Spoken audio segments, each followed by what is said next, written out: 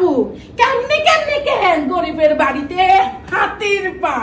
আপনি কেমনে কেমনে আমার কাছে আছেন আপনি তো পুরো ভুলাই গেছেন এরকম মানুষ যে ভুলা যায় কেমন আছেন বুঝতে আপু কম ভালোই তো আছি ভুলি নাই সময় পাই না জানো তো কেমনে সময় পান না আপনি আমারে সেই কথা কন আহারে বুঝতে আপু আমনের লাগে আমার কলিজা ফাইটা যায় আর আপনি এত নিষ্ঠুর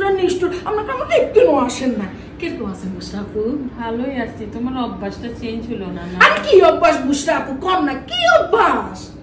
এই যে কথা বলার সময় আমার হাতটা তো জ্বালে আরে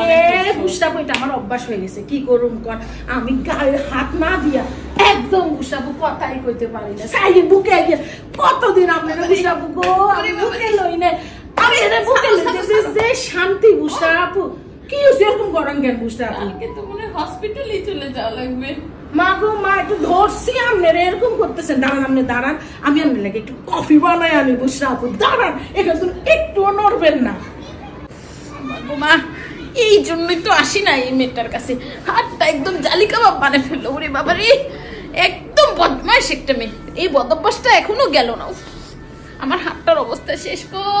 পাশে গিয়ে একটা পেন কিলার খাইতে হবে মনে হইতেছে